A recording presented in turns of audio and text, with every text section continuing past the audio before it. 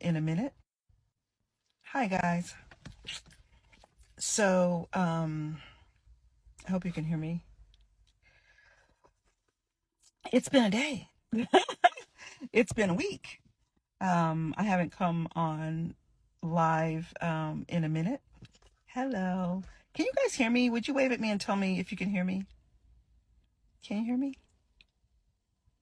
Somebody just like tap and tell me if you can hear me. I hope you can. Um, wow, it's Thursday. And I just got off of a really wonderful meeting. Oh, thank you. Thank you for telling me, Celia. Um, I mean, I don't know how many people are going to join. It doesn't really matter to me. I'm probably doing this more for myself anyway. So I've had a roller coaster week. Not a bad week, like a really great week, but I got a new management team. Super excited about that. That was kind of a big deal for me. Yeah, kind of big. Hi, Daryl. Hi, you guys? And it was, I was super excited. I'm still excited. It's amazing. But it's funny.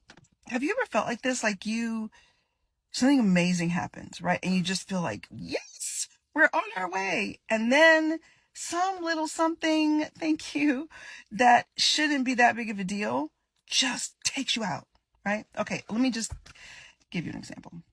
So I've been in this business a long time. Like I've been in this business since I was 12 years old and professionally since I was 12. Started as a singer, actor, model, the whole thing. And I hit a moment like late 1990s when I booked a big part on a big show. I booked a show called Walker, Texas Ranger. And I was a guest star on the show. And then they turned around and thank you. They turned around and brought me back. CBS actually had them write an episode for me for my spinoff. And at this time, there was like Ally McBeal and like Judging Amy and Providence. And it was just freaking ridiculously exciting, right? And we were off to the races after having worked in the business, in theater and done all the things. And then that year and the years following, I mean, straight through to like 2003, it was just like boom, boom, boom, boom, boom, boom, boom. I did a ton of movies. I did lots of commercials. It was just like, I remember having auditions that were like, I would literally leave an audition and go to an audition that like leaving that audition.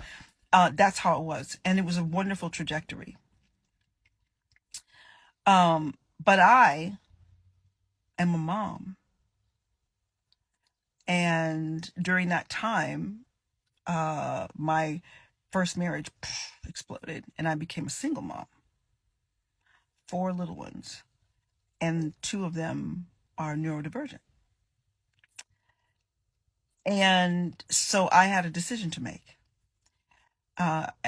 to continue to do what I was doing in the industry, possibly at their expense because at that time I was single, or shift the narrative and begin to do things that would allow me to be a single mom, basically a stay-at-home single mom, or a single mom who was working quote a regular job. So I shifted into another passion of mine, which is makeup artistry, and I started doing a lot of freelance makeup and all of that. I kept auditioning, but I really started doing more theater and that kind of thing. One thing led to another, and I found myself in production, writing and producing, and that started to take off for me around 2016. A good friend of mine, Fred Hammond, hit me up and he was like, "Hey girl, what you doing? Why don't you come to Dallas and help me do the show?" I was like, "Oh, okay." And I honestly, when he first asked me, I thought it was like, he wanted me to come be in it or whatever. No, he was like, "I want you to come EP and co-EP." Okay, am I a producer? Duh, I produced my first thing when I was 9 years old. So yeah, I'm a producer, but it was what it was. And it was great. That led to, it was the groundwork for everything I'm doing now. And for those of you who don't know, I have spent the last probably solid, I want to say not quite 10, probably closer to 8 years. Um, really as a producer, really in production, writing a lot. And I've done a bunch, I've auditioned, I was still auditioning for things, and I booked some stuff, and I've been shooting some things. And I'm going somewhere with this long diatribe, by the way. But the bulk of my work that I'm the most proud of was my early work and my theater work and things that don't belong, quote unquote, for those of you who are actors, on a demo reel, right?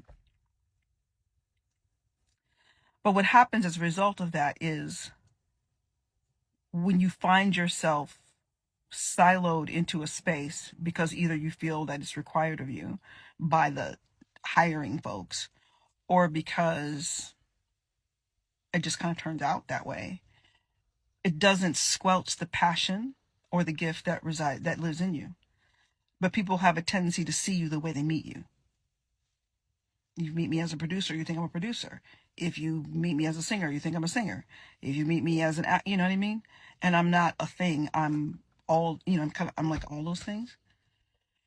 And so last night I was doing I was editing my demo reel, and I was putting together all my stuff and doing all the things, looking at headshots, because again, I haven't been focused on shooting new headshots. I mean, I have some great photos that I really love, and fortunately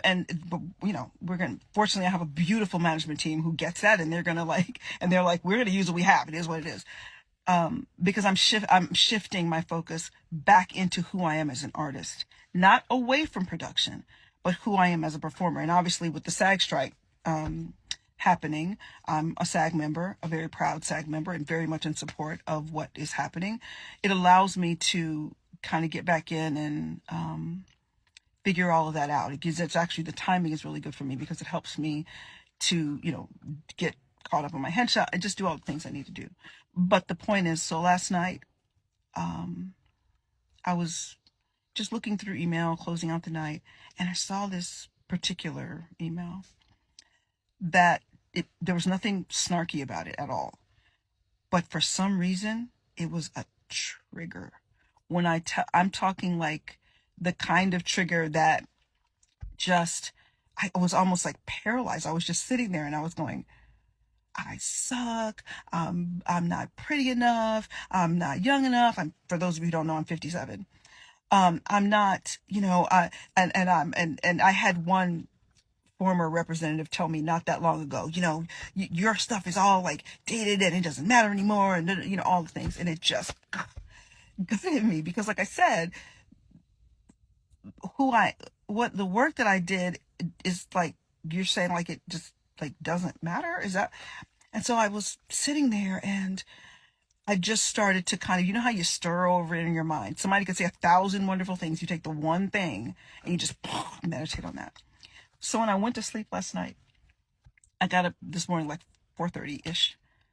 And I just sat and I just allowed the Holy Spirit to just roll these things over in my mind. And I started to cry. And I don't want to cry on here, but it could happen.